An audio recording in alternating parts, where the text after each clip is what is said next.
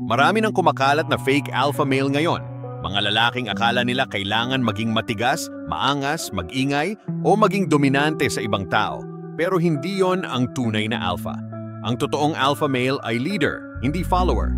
Iba siya gumalaw, iba siya mag-isip, at iba rin ang reaksyon ng mundo sa kanya. Kung natural mong ginagawa tong 6 na bagay na to, built ka na talaga para dito. Walang extra effort. Kung nire-respeto ka ng tao, natural na naa-attract sa'yo ang mga babae at tinitingala ka ng ibang lalaki bilang standard. Congrats! Baka isa ka talagang natural alpha male kahit di mo sinasadya. Panoorin mo hanggang dulo kasi sasabihin ko sa'yo ang 6 na signs na naghihiwalay sa totoong alpha mula sa iba. Sign 1. You move with purpose. Ang natural alpha male, hindi lang basta nandyan sa isang lugar. Kinokontrol niya yon. At nagsisimula yan sa intentional at purposeful na galaw. Sa paanong paraan? Body language. Yung katawan mo, nagsasalita na kahit wala ka pang sinasabi. Isipin mo, alam mo agad kapag mahina o walang tiwala sa sarili ang isang lalaki. Nag-aalangan, kinakabahan, hindi sigurado sa sarili. Magulo ang galaw, parang naghihintay na utusan siya. Ikumpara mo sa isang lalaki na naglalakad ng steady, kontrolado at confident. Hindi nakayuko, hindi nagmamadali. Nandyan lang siya at ramdam mo ang presensya niya. Pag next time nasa public ka, sa coffee shop, mall o gym, pansinin mo paano maglakad ang mga lalaki. Yung may purpose, parang alam nila na belong sila doon. Yung kulang sa kumpiyansa, nag-shuffle, iwas ang tingin, at laging nagdadalawang isip bago magdesisyon. Ang natural na alpha, gumagalaw na parang may plano. Makikita mo sa lakad pa lang na alam niya kung saan siya pupunta. At yung energy na yon, magnetic. Parang sinasabi, ako ang may hawak ng sitwasyon. Hindi ako nag-aalangan. Alam ko kung ano ang gusto ko. At yan ang klase ng presensya na natural na hinahanap ng tao. Ang natural alpha, pumipili at committed. Hindi yung kada maliit na bagay, nagdadalawang isip. May babae na ba nagtanong sa'yo ng, ewan ko, hindi ko alam kung anong gagawin. Ano ba gusto mong gawin? Isa yung test, tinitest ka niya kung kaya mo mag-lead. Pero pag sinagot mo ng, hindi ko din alam, ano ba gusto mo? Bagsak ka na agad. Ang natural alpha, nagde-decide. Kaya next time, huwag ka magtanong. Sabihin mo na lang, punta tayo dito ng 7 p.m., kita tayo doon. Tapos panoorin mo ang reaction niya. Kapag ang lalaki napapraning, nawawala sa ayos, o hindi makapagdesisyon ng maayos, halata yon. Pero kapag kalmado, composed, at in control, nagkakaroon ng tiwala ang tao sa kanya. Yung babae mas nire-respeto ang lalaking sigurado sa galaw kasi safe siya sa ganun. At ang ibang lalaki, tinitingnan ka bilang leader kahit di nila aminin. May nagsabi na ba sa'yo na parang pag naglalakad ka, feeling mo ikaw may-ari ng lugar? Kung oo, mag-comment ka ng peace sign. Kung hindi pa, time na para simulan. Sign 2. Komportable ka sa katahimikan. Pansin mo ba yung ibang lalaki na parang hindi nila kaya ang katahimikan? Yung tipong nagsasalita lang ng kung ano-ano para lang may masabi, sobrang dami ng binubulgar at pinupuno lahat ng sandali ng salita kasi takot sila sa mangyayari pag natahimik. Kasi hindi nila kaya maging komportable sa katahimikan. Pero ang natural alpha, alam niya na ang silence is power. Hindi siya nagmamadali para punan yung gaps. Hindi siya basta-basta magbibitaw ng salita para lang tuloy-tuloy ang usapan. Alam niya na kapag mas kaunti ka magsalita, mas pinapakinggan ka ng tao. Ang katahimikan ay ang naghihiwalay sa leader at sa follower. Ganito kasimple, kapag may awkward pause o kaya biglang tumahimik ang lahat sa usapan, ramdam mo ba agad na kailangan mong magsalita? Pag may kasama kang mga bagong tao, nagiging madaldal ka ba para lang magmukhang friendly?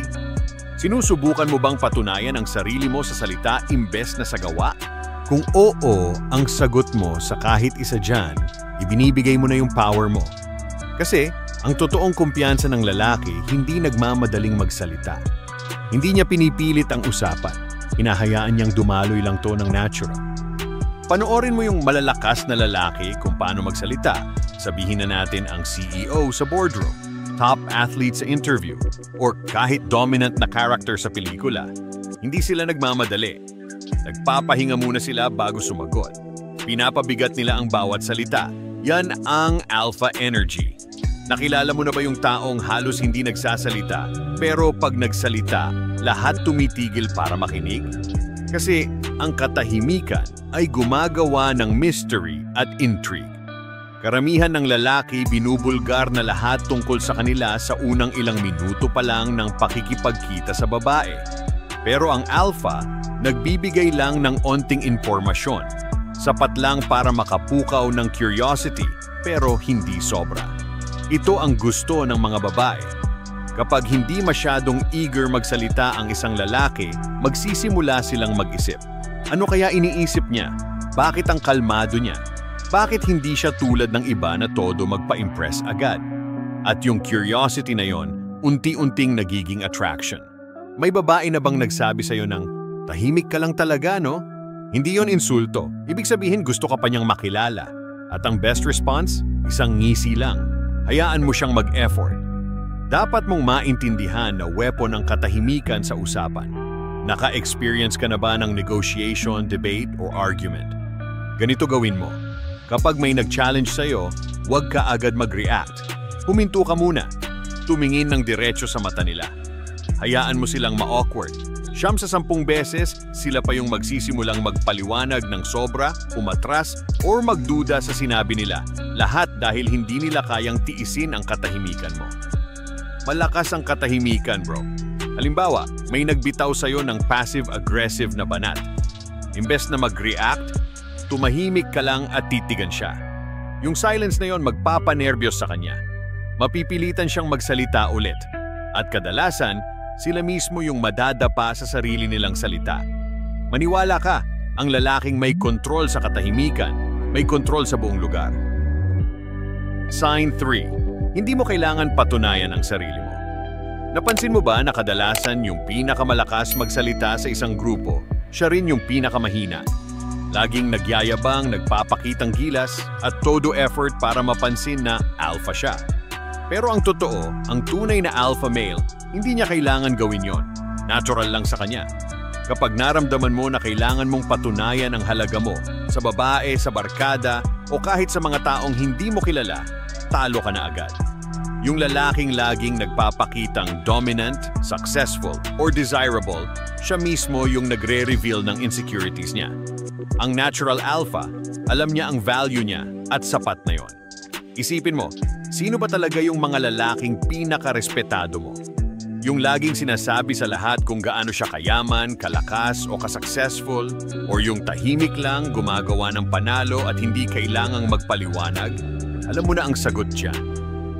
Yung lalaking totoong may pera, hindi na kailangan mag-flex ng kotse, magpakita ng cash, or lagi magkwento tungkol sa tagumpay niya.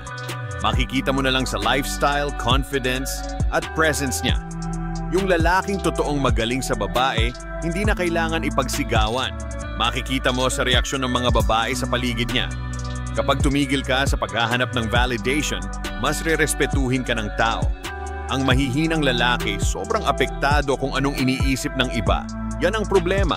Lagi silang naghahanap ng approval mula sa babae, sa barkada, o kahit sa social media. Ang natural alpha hindi umaasa sa external validation. Gumagawa siya ng desisyon base sa gusto niya, hindi base sa kung ano ang makaka-impress sa iba. Kaya next time na mahuli mo ang sarili mo na iniisip, ano kaya iisipin ng tao kung gawin ko to? Itigil mo. Tanungin mo ang sarili mo, gusto ko ba talaga to o gusto ko lang magpa-impress? Kapag para sa sarili mo ka nabubuhay, mas nire-respeto ka ng tao. Yung lalaking laging may gustong patunayan, laging naghahabol sa babae, habol sa approval, habol sa status. Pero ang natural alpha, hindi humahabol. Ina-attract niya ang mga to. Alam niyang lalapit ang mga babae sa kanya dahil sa kung sino siya, hindi dahil sa effort na pinapakita niya. Alam niyang re-respetuhin siya ng tao dahil sa energy at presence niya, hindi dahil hinihingi niya yon. Alam din niya na susunod ang success kasi nakafocus siya sa mission niya, hindi sa pagpapa-impress sa iba. Ang totoong alpha, hindi kailanman kinukumbinsi ang babae para magustuhan siya. Ang mahihinang lalaki, sila yung laging nakikipag-argue para sa value nila. Nambobola, nagpapapansin, sinusubukang kumbinsihin yung babae na piliin sila. At ang natural alpha? Hindi ganyan. Kapag walang interest ang babae, moving on agad siya. Hindi siya nagpapaliwanag, hindi siya humahabol, hindi siya nangungumbinsi kasi alam niyang siya ang prize. Kapag lumalayo ang babae, wala kang gagawin, tingnan mo kung babalik siya. Kung hindi, nakatipid ka sa oras. Kapag tunay ang kumpiyansa mo, wala ka ng urge na patunayan na worthy ka kasi alam mo na ikaw yon. At ang pinakamalakas na move ng isang lalaki, yung umalis kapag walang silbi sa kanya ang isang bagay. Kapag ang babae naglalaro ng games, walk away. Kapag may nambastos sa'yo, hindi ka nakikipag-away, aalis ka lang. Kapag walang benepisyo sa'yo ang isang sitwasyon, iiwan mo lang ito nang hindi na lumilingon pabalik. At yan mismo ang dahilan kung bakit ikaw ang hahabulin ng babae, business partners, kaibigan, lahat rerespetuhin ang lalaking hindi umaasa sa kanila. Sign 4. Nakukuha mo ang respeto ng hindi mo hinihingi. Bago ka pa magsalita, yung presence mo pa lang ay nagsasalita na para sa'yo. Nagsisimula ang respeto sa kung paano mo dalhin ang sarili mo. Importante ang posture. Stand tall, shoulders back, chest open. Importante din ang eye contact. Hawakan mo yung tingin, hindi yung nakakatakot na tingin, pero yung tipong confident ka. Importante rin ang stillness sa katawan. Mabagal, maingat, at kontrolado ang kilos niya. Rerespetuhin ka ng tao kung mukhang iginagalang mo rin ang sarili mo. Kaya next time na pumasok ka sa isang kwarto, gawin mo to. Huminto ka muna sandali, silipin mo ang paligid, tapos maglakad ng may direksyon. Pansinin mo kung paano ka mapapansin ng mga tao.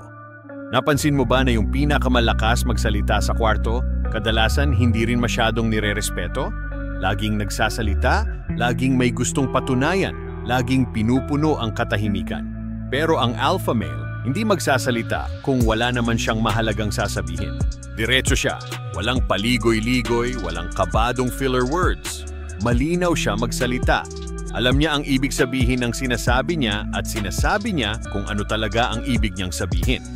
Komportable siya sa katahimikan at hinahayaan niyang lumubog muna sa isip ng tao ang mga salita niya kaysa magmadaling punuin ulit ang space. Kapag nagsasalita ka ng may purpose, mas pinapakinggan ka ng tao. Halimbawa, next time na may kausap ka, imbes na magsalita lang para may masabi, mag-pause ka muna bago sumagot. Hayaan mong mag-antay ang tao sa sasabihin mo. Pansinin mo kung paano nag-iiba ang atmosphere sa paligid mo. Yung mga malalakas na lalaki, they don't talk more. They talk better. Walang mas mabilis makasira ng respeto kaysa pagiging pushover. Kapag hinahayaan mong ini-interrupt ka, mawawala ang respeto ng tao sa'yo.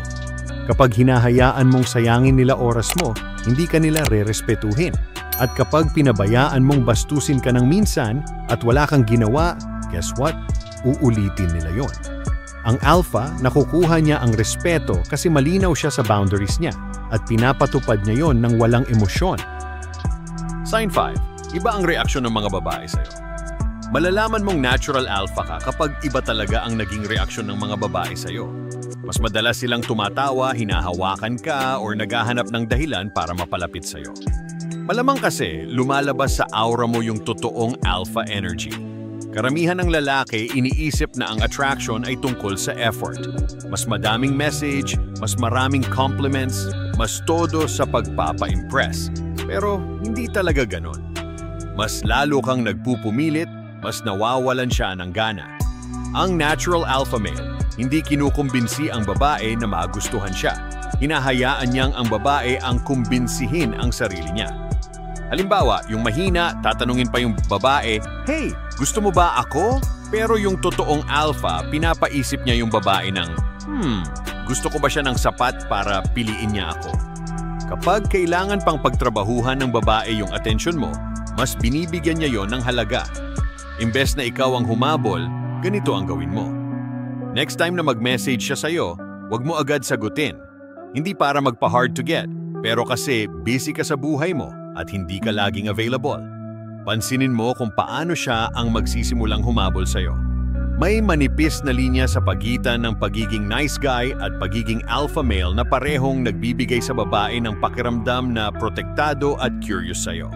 Nirerespeto ng babae yung mga lalaking stable, secure, at mapagkakatiwalaan.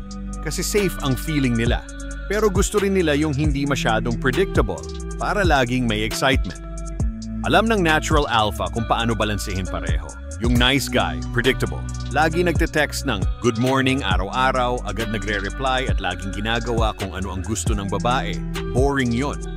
Yung toxic guy naman, sobrang unstable. Puro laro sa isip, manipulasyon at gulo. Nakakapagod din yon. Iba ang alpha male. Stable siya, in control, pero unpredictable sa tamang paraan. Halimbawa, imbes na mag-text ng good morning araw-araw, mag-text ka sa hindi niya inaasahan na oras ng isang intriguing na bagay. Yung mahina, ganito ang text. Good morning, beautiful. Yung alpha, ganito. Hey, may nakita ako kanina na nagpapaalala sa akin sa'yo. Kwento ko mamaya. Ayan ang intriguing. Kita mo yung difference? Kapag alpha ka, mapili ka, at yan ang kinababaliwan ng babae. Karamihan ng lalaki, kahit ano tatanggapin. Pero ang natural alpha, may standards. Hindi siya basta-basta kumukuha ng kahit sinong babae. Pinipili niya yung karapat-dapat sa oras at energy niya. Sign 6. Marunong kang maglaro ng long game. Kapag natural alpha ka, alam mo sa sarili mo na long game ang laban. Karamihan ng lalaki gusto instant. Instant attraction, overnight success, mabilis na validation. Pero ang totoo, ang alpha male hindi short-term mag-isip. Long-term sila magplano. Alam nila na ang power, respeto, success at attraction ay hindi nabubuo overnight. Nabubuo yan sa consistent, mahinahon at strategic na galaw. Kaya sila laging nananalo. Kung isa ka sa mga lalaking natural na naglalaro ng long game, sa businessman yan, relationships, or self-improvement, mas lamang ka na sa 99% ng mga lalaki. Ano nga ba itsura ng long game? Ibig sabihin, inuuna mo ang growth kaysa sa instant gratification. Karamihan ng lalaki gumagawa ng desisyon base sa kung ano ang masarap ngayon. Hinahabol nila ang babae imbes na i-build ang sarili nila. Ginagastos ang pera para mag-flex imbes na mag-invest. Iniiwasan ang mahihirap na trabaho kasi hindi agad bumabalik ang resulta. Ang alpha male marunong maghintay. Hindi siya nagpapadala sa short-term pleasure at gumagawa siya ng mga galaw ngayon na magbibigay sa kanya ng malaking success in the future. Karamihan ng lalaki, minamadali ang relasyon. Kumukuha ng kahit sino basta meron, imbes na pumili ng babae na swak sa goals at values niya. Ang alpha, hindi ganon. Pasensyoso siya. Hindi siya humahabol sa mga fling lang. Pinipili niya yung babae na talagang may ambag sa buhay niya. Hindi siya nagsesettle sa toxic na babae. Naghihintay siya sa tamang tao. Hindi niya pinipilit ang relasyon. Hinahayaan niyang mag-develop ng natural. Ngayon, ang tanong ilan sa mga signs na to ang nagde-describe sa'yo. Kung napapailing ka o napapahinga ng oo, malamang gumagalaw ka na tulad ng natural alpha. At kung may kulang ka pa, ayos lang. Lahat ng to, pwede mong i-develop habang tumatagal. Ikaw, natural na alpha male ka ba? Or isa ka lang din sa mga lalaking nagpapanggap na alpha sila? Mag-comment ka. Hanggang dito na lang muna tayo. Salamat sa panonood. Huwag mo kalimutang mag-subscribe. See you sa next video.